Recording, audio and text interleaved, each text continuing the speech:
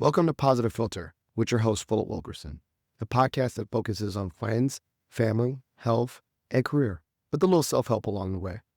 Please join me in this journey for self-improvement, and I hope what I have to share will make you a better person, thus making the world a better place. Hello, Positive Philter listeners. It's me, Philip Wilkerson, back with another episode of Positive Philter. I'm joined by a special guest. Everyone's a special guest because they take their time to join me on this show. I'm joined by Dr. Keith Renshaw, who's the Senior Associate Provost for Undergraduate Education here at George Mason. And so if you've been a listener of the podcast, I like to talk all things Mason. I like to meet all different people from Mason. I'm a very proud Mason alum myself, and I'm also an aspiring doctoral. I want to be Dr. Wilkerson or Dr. Phil one day. And so I have the actual pleasure of meeting one of our high ups, they say, the upper room, the Merton Hall folks, Associate Provost. And for those that I like to I want you to tell them, because I think sometimes for these listeners, I share this with students, I share this with people that are not familiar with the higher ed world. Can you just give the very rudimental thing? What does a provost mean? Yeah, sure. Yeah. It's very higher ed specific. So the provost is one of a few people who report directly to the president. And the full title of the provost is provost and executive vice president. And so they're one of just a few of those, and they oversee all of the academics. So that involves all the undergraduate education, all the graduate education, all the research that's going on, and then all the stuff that sits alongside the student experience, university life, those kinds of things. And so within that office, there are a whole bunch of branches there, and undergraduate education is one of those that fits within academic affairs, and that's the part that I oversee. Yeah, because usually when I think of the provost, the president, and he's got his team, usually he'll have a VP of student affairs, and they do the student stuff, like the career services, the housing, all that. Yep. And then we got the provost, which is the academic arm, and so he has his two teams. And then sometimes he has like the HR person who's always like the faculty and staff. So he's got this whole like cabinet team. And they, like you said, the hierarchy, that all those people have different branch offs. But provost will really align with academia, academics, faculty, all that stuff. That's right. So I love learning about it. What do I gave you, some head up questions, but just thinking about it, like, George Mason is a large public R1 institution. What is the real distinction for those that the difference between undergrad and graduate issues? And I don't know, I'm call me naive. Maybe not a lot of schools need both because they're not as to scale, but maybe George Mason does. Why, what do you think for that? Yeah, no, it's a really good question. And, undergraduate, I think, is what most people traditionally think of, right? You think of college, you're thinking about, okay, I'm going to choose a major, I'm going to go for 4 years. I mean, we know in this day and age, and certainly at a place like George Mason, you've got a lot more breadth even there, right? A lot of people aren't doing, I'm doing it in 4 years, right? People are transferring in, or they're working, while they're doing it. And so it takes a while. But that's that kind of traditional piece, right? You're getting your bachelor's degree, right? So you're getting a Bachelor of Arts, Bachelor of Science, or, a couple of other pieces within there. And there are a whole series of things that go around that. It has to have 120 credit hours, this kind of thing, right? It's the general education. And so it really is about giving people your specific education within your major, right? Yeah. And then this general education that sits alongside it that everybody gets, no matter what your major is. If you switch majors, everything, you still have that kind of core. And we actually literally call it the Mason core. Right? Yeah. The graduate side is when you're getting a lot more specific, right? You're going into a lot more depth into a particular field. There is no general education requirement for a graduate degree. It is, wholly housed usually within your discipline, although we're seeing a lot more interdisciplinary graduate degrees, which is pretty cool. But you're getting, you're drilling down. So you'll see some that are really oriented toward a very specific profession, right? So you'll have masters in counseling or masters in social work. They're going into mental health. He's saying my thing, my master's counseling, masters in counseling for sure. That's awesome. Yeah, so you're hitting on it, Yeah, and then you've got some others that are maybe broader, right? You might get a master's in philosophy, a master's in English, right? And that's prepping you for a whole range of different things in terms of critical thinking, communication ability, et cetera. And so that really varies across the university. And then you've got your sort of highest level, which is your doctoral level work. And that's where you're going beyond the master's, and the general thing that goes with a doctoral degree, at least a doctor of philosophy, a PhD, is that you are generating and contributing independent research to the field. That's the dissertation that people talk about. So I'm just saying, so very simplified though. So the main responsibility of undergraduate admission is one, adhering to regulations that make it of a bachelor's has to have a certain amount of things, as well as a standardized core across all undergrad, and That's that right. kind of is a big distinguish. And to scale, is that rare in your profession to see it broken down with so many like assistants and associates? Because usually when I'm just looking on Google, not Google, I just see provost and that's it. And they got both. Do you have colleagues or contemporaries that have to focus on either one? Yeah, it's a great question. And I think it depends on the size of the university, right? Yeah. So I think as you get bigger, you end up needing more of that because there's so much to handle. So for myself, there's a professional organization that I belong to Yeah. that has a series of other people in my kind of role. It's a different title everywhere around. Sometimes Yeah. it's Dean of Undergraduate Studies. Okay, Sometimes there it is. it's Yeah. Vice Provost of Undergraduate Education. Sometimes, I mean, so it varies, right? So the titles change in different places, what that could be, but it's That's right. similar. Okay, And cool. and sometimes what falls underneath, so for me, I technically the sort of overall curriculum approval falls under my office. Yes. So, as people propose new programs, new courses, the sort of final stamp is, with my office. There. Okay. We oversee some of the centralized advising parts of things, but a lot of the advising happens within majors. And so, That's right, yeah. here, so there's a mixture there. We oversee the general education portion, Yeah. and then we oversee a lot of the offices that stretch across the majors. So we have an office for, student creative activities and research, or OSCR here, right? That people may Yes. have heard of. That's what I was That's in gonna our get to. unit. Community engagement, civic learning is in our unit, Office of Fellowships. So there are all these different sort of pieces and mainly it's stuff that stretches across majors, right? If it sits within a major, it's out there in the college or the school. That's it. Yep. If it's across the majors, it generally falls in our office at the undergrad level. And because we're so big, 29,000 undergrads and That's stuff, what I was about, yeah. trying to have one person overseeing all of that and grad would be pretty monumental. Yeah. So that's where it was, the scale. The scale. It almost is entirely the scale. Yeah. At another university, you might have a much smaller set of people overseeing the same set of things because there's just less of it. Now, when I think about now provost and stuff like that, right? And you said sign off to make it like a program. I'm pretty sure you're getting a bunch of programs across your desk. You'd be like, I don't even know what they're talking about, but I know this is something for undergrad admission. So is that part, like the part of the process is like, have to be the expert on everything. You just got to make sure that like, what are your learning objectives? How many classes are in this program? Talk a little bit about that, because I'm like, there's probably some majors out there in the world. I'm like, I don't even know what they talk about, what they're doing. Exactly. That part. No, for sure. Yeah, really, when it gets to us, it really is about almost more checking process rather than content, right? And so when you think about it, there's a lot of trust put in the faculty within disciplines that they're gonna put forward things that they know what they're doing, right? And so by the time it gets to us, it's been through a department, it's been through a college, and now it's to us. And so we are that final check with, okay, does this first of all, do you have everything you need? Second of all, are you potentially overlapping with something that already exists somewhere else? How do we make sure that those are discrete? They're not cannibalizing each other. Exactly. We're doing the same offering. Okay, that's cool. Yeah. In fact, right now I'm working with a bunch of people. Obviously, there's a lot of buzz about AI right now. Yeah. And so there are a lot of people who are interested in infusing AI into their sort of majors in some way.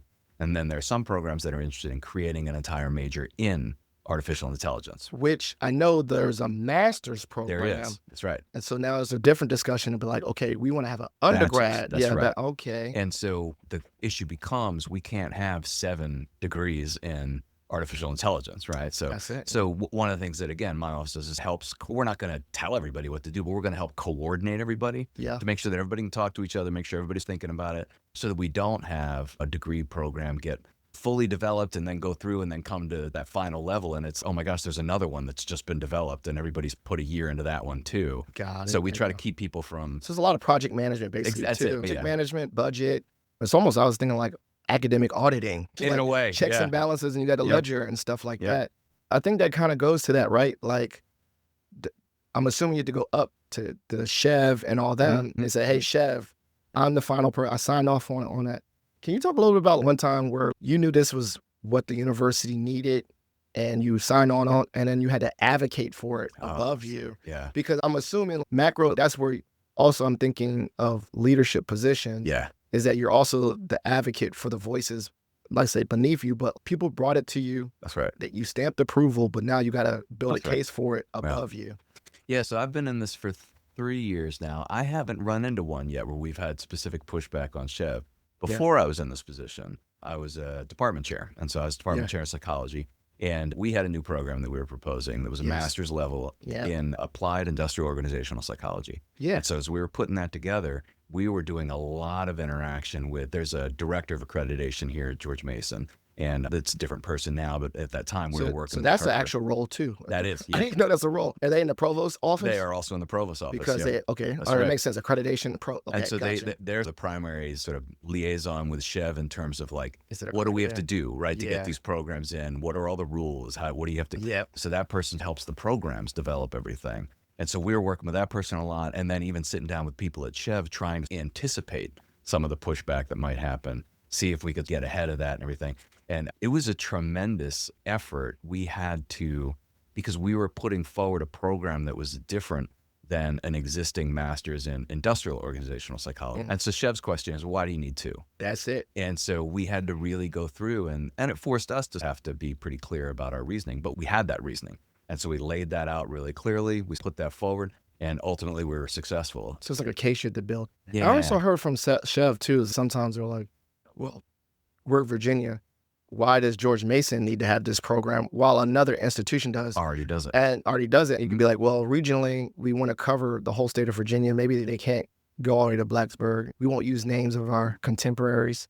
But that's another part. You get to do a geographic case. That's right. Which I would be like, honestly, if I was at George Mason, I'd be like, it's a no-brainer. We should have everything because this area has almost every industry of work too. That's right. Is that something to think about? Hey, absolutely. Yeah, you have to make the case for why. Yeah, if another university is offering it, why should we? Right. And I think that we have a distinct enough. You pointed to the region, right? You know, I mean, that's a huge piece. We have obviously a very large footprint in terms of our undergraduate student body, right? We could lean on that. We actually, we serve a different student body than a lot of the other universities, right? In Virginia, and we could point to that too, right? You know, I mean, if we just have this program at not Christopher Newport, right? Whatever. There's only a small slice of students who can get to that because it's a smaller place. And so sometimes if you want to broaden that influence or that impact, you need it at a bigger place. And so sometimes it's that. And then a lot of times, it's just scale. Yeah. You did talk about unique populations. That's a really good segue because I think you have a lot to do with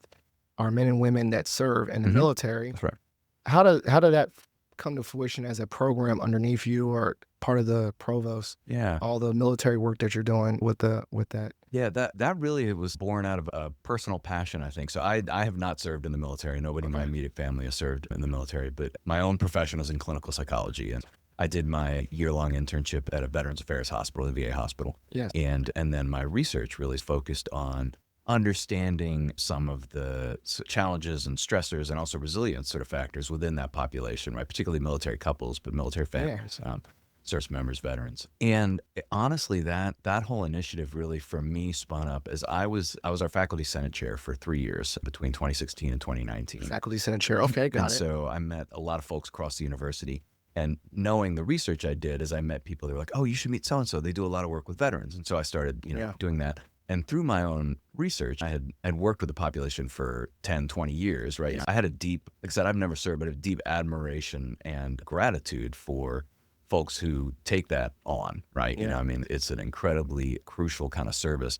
It is an all-consuming life choice, right? To do that for you and your family. And so I just have a lot of respect for that. And so as I met other people, I saw we do so many different things across this university, and yet it was all isolated from each other. People didn't know. And so we have a legal clinic that serves, gives free services for veterans through our law school. When the law students are getting their practice, we have a clinic that offers therapy and assessment that also is able to offer free services to veterans and their family members. Those two didn't necessarily know about each other. We had free arts workshops through this incredible Veterans in the Arts research program happening over in CVPA. Gotcha. They didn't necessarily know about the services that were, and so it was just, there were all these kind of disconnected pieces. And then we have this huge student population. We have a really large faculty staff population as well. And we also have that really robust office of military students. That's right, which was really started under the leadership of Jennifer Connors, who is still the director. Yes, yeah. And it's grown tremendously as our population has grown.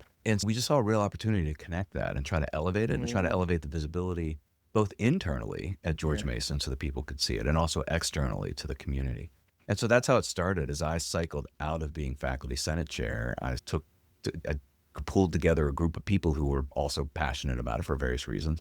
And we just started working to say, what would this look like if we brought this together and connected it? And it's gotten more traction as we've gone, and we've been able to raise some philanthropic funds. We've been able to raise visibility. We've been able to start some new programs. So it's been really gratifying work. What's that? And it has a title, right? Initiative. Yeah, Right? it's called the Military Veterans and Families Initiative. Yeah, that's what I MVFI. thought. And then I know the office is in someone with us. Is that office student? Is that a UL office or like a University Life office or a Provost office? It's technically an admissions office. So it's the Office of Military Services, and they sit within admissions. They do serve a lot of what somebody might think of as a University Life kind of function. Yes, A lot of people sort of. That's what I thought. Yeah, Coaching, they get pulled helping, support, help them with the Mason Shuffle. Yep. Get them around. So I felt like it's a very student-centric thing. It is, and that's largely because the staff in there are phenomenal people, and they have just taken that on. Right? Yeah, they really. Brian Brayton is the GOAT, man. Yeah. Sorry, not Brayton. Ryan Barnett. Yep, Ryan Barnett, Jennifer Connors. I better get the right name, right? Fernando, he's the GOAT, man. He's a really nice guy. They're fantastic. And I just say thank you because I didn't serve either, but my dad did serve 30 years, retired colonel, and so I was the military brat. That's right.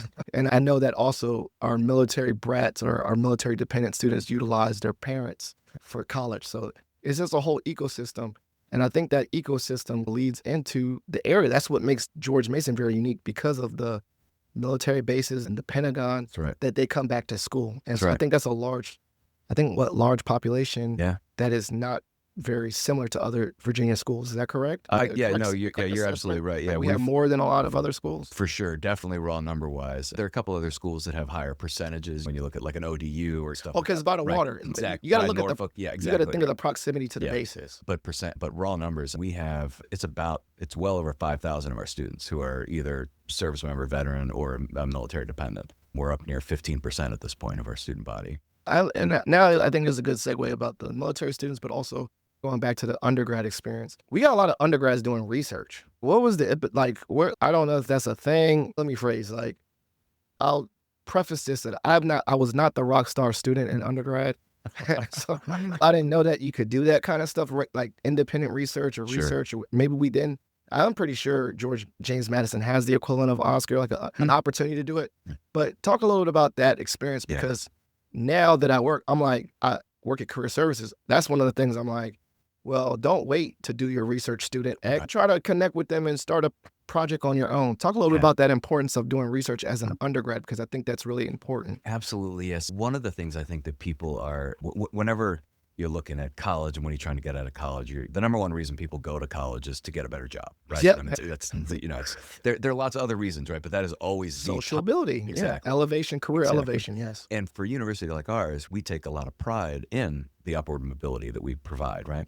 So I think what a lot of students don't always understand, and I think your example is a perfect example, is getting a better job isn't just about getting a degree. It is about the entirety of experiences you surround yourself with and the skills that you pick up along the way. And what we're seeing a lot these days is students are going out looking for jobs, right? As graduates are going out looking for jobs.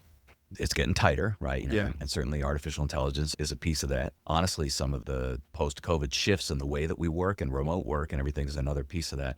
But regardless, it's there, right? It's getting more challenging. And one of the things that we have been able to see through research is that it's not necessarily that students don't have the skills they need to do the work. A lot of times they can't necessarily communicate or articulate those skills to their employer. They can't necessarily make the description of what it is that I learned so that the employer goes, oh, okay, you can do this. Yeah. So that's a big piece of things that we're trying to figure out how to help students be able to tell that story. And part of that is helping our faculty learn how to help the students be able to articulate the critical thinking, the communication, the teamwork that's coming through that class, not just I got an A or I got a B or whatever. Yeah. Research is a huge part of that, right? Because the best sort of way I can sum this up is a couple of years ago, our interim provost at the time, Ken Walsh, was speaking at an Oscar event. Yeah. And he talked about research, and he said, the thing about research is, he said, you're answering questions that haven't been answered before. He said, honestly, he said, in no job have I had a boss who asked me to do something or answer a question that he already knew the answer to or that she already knew the answer to. Yeah. Nobody's looking for that, right? It's not a test anymore. They're looking for a new solution, a new problem, a new thing. And I think one of the things I thought about now as a doctoral student doing research, is I realized that research was just one big project management. That, Like, you know, like the paper part, you have the questions, and answers, and in the literature and all that. But when you really break it down, you have to like execute a plan, you know, survey people, take the survey, do the data, Yep. da, da, da, da, da, da. And I think what I see when I went to the poster board is that the young people are learning how to do a project Yeah. and explain it. And I think that's the intangibles you said at work, because now you're like, you got a new problem at work, do a research, like figure it out. And basically you are doing research. You got to look up what other people did. That's right. Then you got to make a plan. Then That's you got right. to execute the plan. Then you got to evaluate the plan, and then you got to finish it and explain it. That's it. Research. I think that's so simplified, but yeah. Yeah, I was talking recently to somebody about, even as I've moved into administration, what I've found is that in some ways it's one research project after another, right? It's like new problem comes up, and it's about, okay, let's dissect the problem. Let's figure out what needs to happen. Let's look at what other people have already done. Let's look at how that would fit here. But you know what I mean? And then let's test it. Let's evaluate it. Let's refine it. So keep going. That's research, right? So I think if an undergraduate student can get that kind of experience early, and also get the understanding of how that translates to the future world, right? It's not just in jobs, right? You're sitting there at home and you're looking and you're like, we do research at home. Learn about it. We do research at home. If you want to buy a new TV, go on Consumer Reports. Yep. Then you do it, and you're like, I don't like this TV, and then that's you're examining why you didn't like it. And that's right. And then I was thinking about, I don't know, maybe I'm gonna call this podcast, I might title it called Research Everywhere, because I'm thinking about if you're a football coach, right? Well, 100%. You got to research, you got to execute the plan, do this, and then evaluate. There's always a component of that scientific method. That's right. Questions and answers, but then execution and then reevaluation. And these days, it's that much more, I think, essential to understand not only doing that, but to understand sort of the process behind that evaluation piece, because you can enter something into a chatbot or whatever, right? And you can get a solution spit out. The human in that part. Yeah. How do you know how to check that? Right? How do you know how to see, wait, is that right? And the thing about generative AI, at least, is it's all programmed to go towards the average, right? It's like dissect millions upon millions of things and come up with the prediction of what is most likely to come next, which means if we rely on that, what we're going to get are average solutions, right? So we've got to be able to evaluate that and step back and see. Average data equals average solutions, right? You know, I mean, is that all we're looking for, is just the average? So when did that become a tradition about the Oscar poster board stuff? Yeah. I love that thing. It survived COVID, where they did virtual slideshows and stuff. But talk a little bit about that. Yeah, sure. A little bit of the context there. Absolutely. So it started as part of, and actually they don't necessarily require it anymore, but our accreditation body is called SACS, the Southern Accreditation. I heard about that. Commission. I've seen that before. Now I know what it means. I don't know what it meant. It's like the regional accreditor, right? Yeah. And part of what they did is that when every 10 years you'd come up for accreditation, you had to have what was called a Quality Enhancement Plan, or a QEP.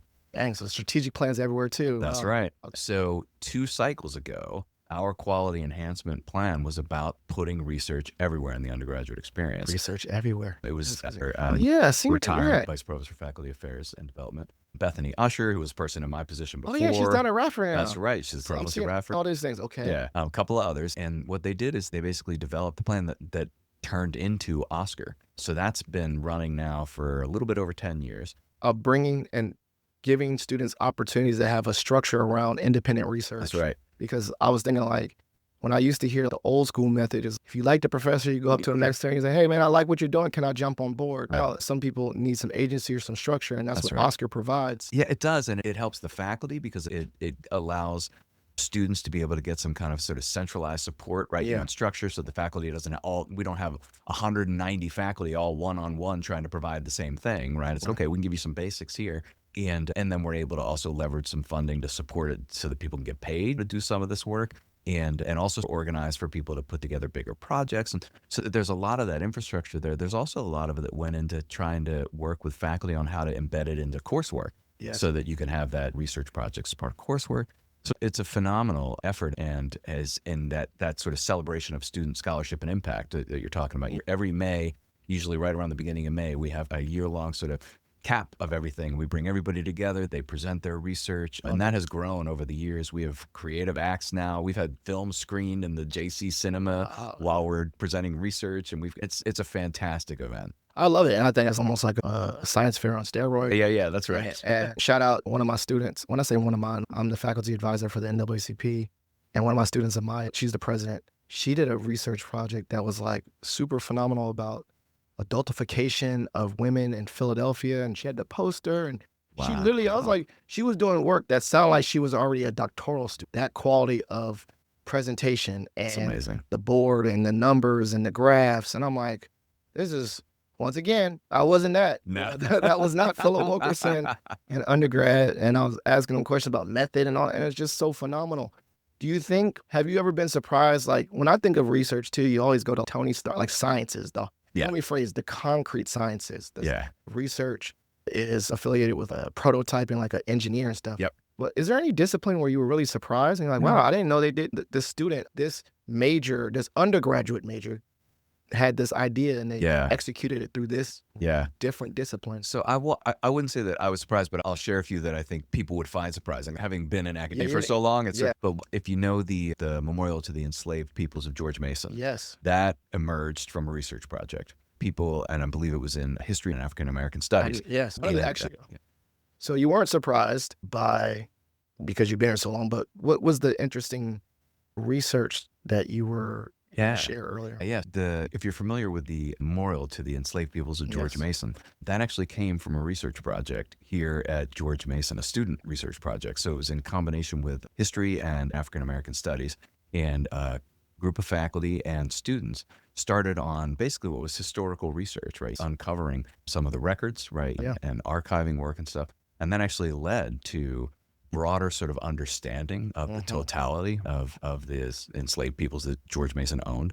And that spun up eventually into what is now a centerpiece of our campus. Yeah, so I'm curious from that part, from research to that, did they do did they do a poster and a presentation? I would have to go back and find out. I would imagine they did. And then the next step was what? They just like, we need to keep going? I'm curious, how did that go from keep going? And for that one too, did you see other ones that came, like maybe other examples of a poster or anything that spun up out of that too? Because I feel like there's probably like more things where, like, what would happen? Like someone saw your poster and, you know what, we need to keep going. Like, is that how it happens? Yeah, a lot of times it is. And a lot of times the posters represent things that students are still going on, right? So there's so there are still, they're like sometimes not finished. They're like also progress. Progress. I saw at least 2 or 3 this year, I know, and I didn't get a chance to stop at everybody's, but when I was stopping and they were talking about how either they were going to continue the work next year because they were only sophomores or juniors, or they were seniors, but they had started the project and tried to leave it in a place where it could be picked up and moved to the next step. There was a prototyping project for an engineering project that I saw that was like that. We had another project a handful of years ago, and I have to go back and check the records to see if this was affiliated with Oscar specifically, but there was a story a handful of years ago about a student project about putting out fires with sound waves. I saw that YouTube video, I think. Like a lot of these things, and so the funny part is a lot of the projects you're talking about, they get to the notoriety that like they're shared like across campus and they become like things that Mason, even friends that are not even at Mason said, I saw that on the news. So they get more broader outside of that. Absolutely. And a lot of times this is the springboard. If you've seen any of the news reports around campus on bruise detection, so there's a whole paradigm around bruise detection. I got asked to be a part of that one. Oh, did you? Oh, there you go. Because the students was grinding. They were like asking people to fill out a form because they wanted to see bruising on darker skin. Bruising on darker skin, exactly. Wow. And that all came from a summer team impact project that started out of Oscar. A lot of these projects that really spin up start actually a student project, and that's a really exciting piece, right? Is that it's an incredible experience for the students, and it's not like it only benefits the students, right? It's launching different programs for faculty members as well. Careers, all that. I feel it might be, you're talking about research, we're even doing research on research. That there could be a really interesting where are they now kind of aspect to it, like the Oscar alum or something, because I'm pretty sure a lot of these students went to careers and places that you never thought of. That's right. With this, using that as a vehicle for and honestly, that brings us right back to the career relevance of it, right? Because so for us to continue justifying to the university, hey, this is worth investing in, right? It's not like the university doesn't think it is, right? Just on its own principle. Of course it is, right? It's a great experience.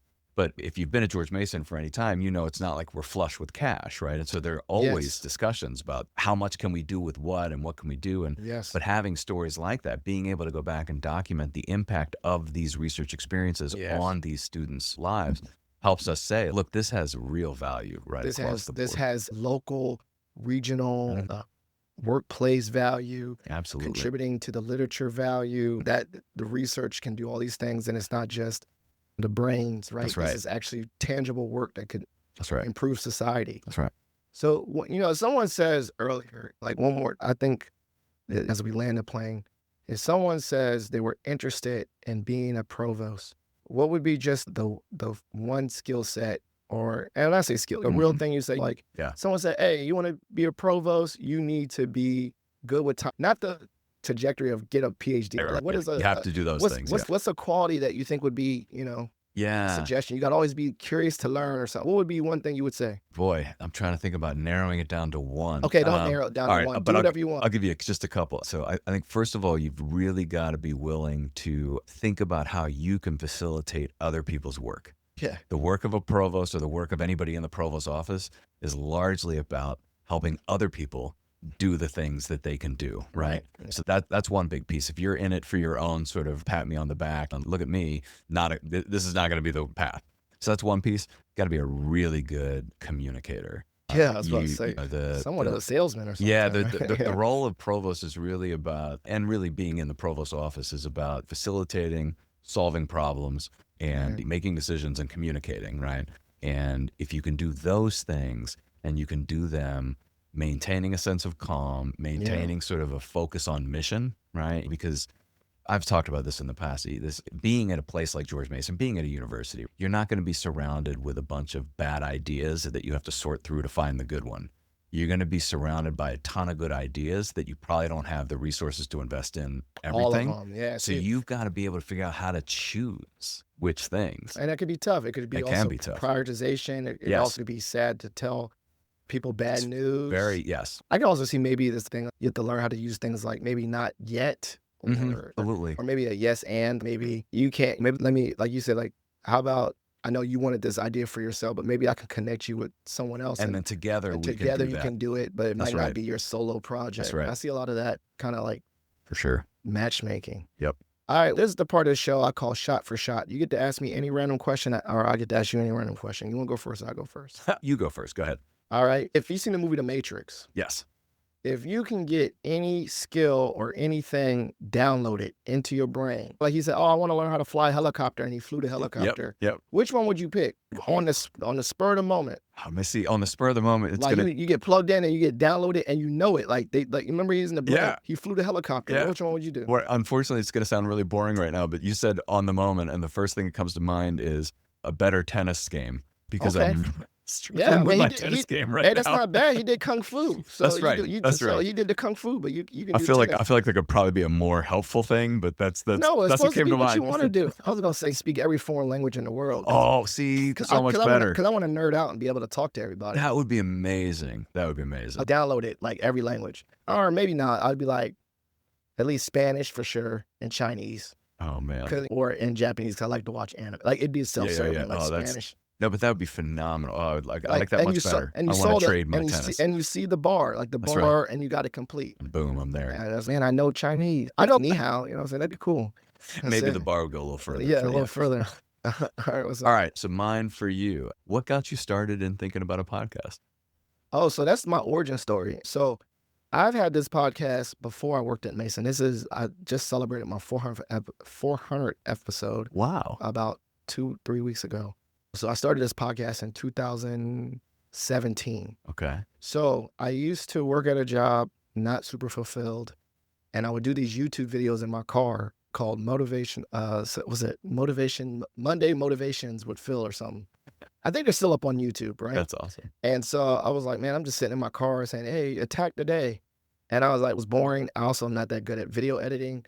Maybe there's something I can do. I like the motivation part. Maybe I'll do like maybe just a radio show or something. So I was like, oh, I heard these things called podcasts. I thought it's like a talk radio show, right? So I was like, how do you make one? So I asked my friend, and he connected me with this guy, his friend named Dean Bakari, and was like, my friend Phil wants to do his own podcast. And he connected me with this guy, and the guy didn't know me from you know what, but like talked to me for 2 hours on the phone. Nice. That's awesome. And I literally just took notes like this. That's amazing. And that was it. That was just the start of it, because I wanted to do something different. I wanted to be motivational because I was lacking motivation. And I wanted to listen to them. So I listened to ones like, what's it called? School of Greatness with Lewis Howes. Okay. These motivational ones about people's stories. Yeah. And then as it grew, I was like, well, one, me talking to myself is boring. So I was like, I need to do an interview style, just interview people. Yeah. And that's how awesome. I started. And That's I started with my mom. I started with my dad and my family and friends and my cousins, the interview. That's fun. And then I just started asking other people, what do you do for work? And they're like, this. I was like, would you want to share that? And then that's how podcast. That's awesome. But usually it was just me. I was out of boredom, and it was like something to be creative. Very cool. Yeah. And so that's another thing, research-wise. I had to do research for that because I had to look up Yep. That's right. what you do and how do you do it and how do I measure if it's. I learned statistics. One statistic is most people that have a podcast hobby, they die within the first 6 months. Not the person, but the podcast Okay, good. dies. Right. Not the podcast. The podcast dies or gets because people lose steam. Yeah. They think it's like, oh, I'm gonna get this instant gratification and numbers and downloads. So most people, I remember when I heard that one, my metric was get past 6 months. Nice. Or 10 episodes. There you go. That was it. And then That's excellent. learn all these other things. So it was just like a social experiment for myself. Fantastic. Yeah. So this is the part of the show called Shout Outs and Plugs. This is where you get to, if people want to connect with you, like LinkedIn or whatever. But then these are also things, websites, resources that you would like to elevate to the listeners. I'm definitely going to put the military one in there. Yep. That's a done deal. Like cool. Website and how they can look it up. But what are some things you want to elevate? I would say, so I'll stick within my role. It's, certainly the MVFI website, and that's just mvfi.gmu.edu. We've talked a lot about Oscar, and you might guess if you're at George Mason that the website for that's pretty easy. It's oscar.gmu.edu. I definitely encourage people to check that out. A lot of opportunities there, a lot of things to look at. I will plug, we didn't get a chance to talk about this one, but CECL, so it's our Office of Community Engagement and Civic Learning. Another really great set of opportunities to get out there and plug into your community and be able to, do some things there.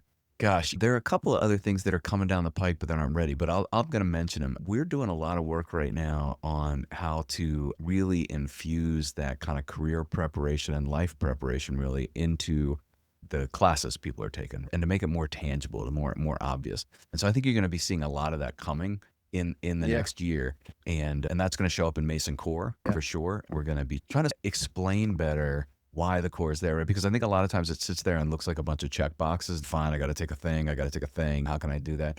But it really is designed to actually prepare you to be able to launch into career and honestly part of broader life, regardless of what you're doing. So I think there's going to be more on that front as well. Yeah, I was thinking about the CECL. Shout out to them. I'm a member of Alpha Phi Alpha, and we have a Voteless People is a Hopeless People, and we collaborated with CECL because they had the Mason Votes program. Yes. Shout out to that part of civic engagement, and that's, I think, building better citizens is really critical. Yep. That is an actual educational thing. That's why also people should be going to college. That's right. To get a job, to learn, but also be better contributors to society, be better citizens. You nailed it. Yep. Yeah, man, dang, I'll sell everything. But thank you so much. It's been great. I've learned a lot. I learned a lot about Mason, which is funny. Like, I've been here for that long, and I've always learned something new about this. So much going on here. So thank you so much for that. So Positive Philter listeners, there's been another great episode. If you enjoyed this episode, please give it a subscribe or whatever you do. Also, you know that every episode is dedicated to the memory of my late father-in-law, Jeff Kirsch. So please consider donating to the Jeff Kirsch Anti-Hunger Fund for all his work fighting food insecurity during his career. And then lastly, if you're a member of the Mason Nation, please consider submitting a Pats for Patriot to someone you love. It's a way to spread kindness. So the Pats for Patriots, that's in the show notes as well. Thank you so much, and have a good one. Thank you for listening to Positive Philter, a podcast that focuses on family, friends, career, with a little self-help along the way. If you enjoyed this podcast, please share it with your family and friends, and like the Facebook page, Spreading Positivity a Movement. Thanks for listening.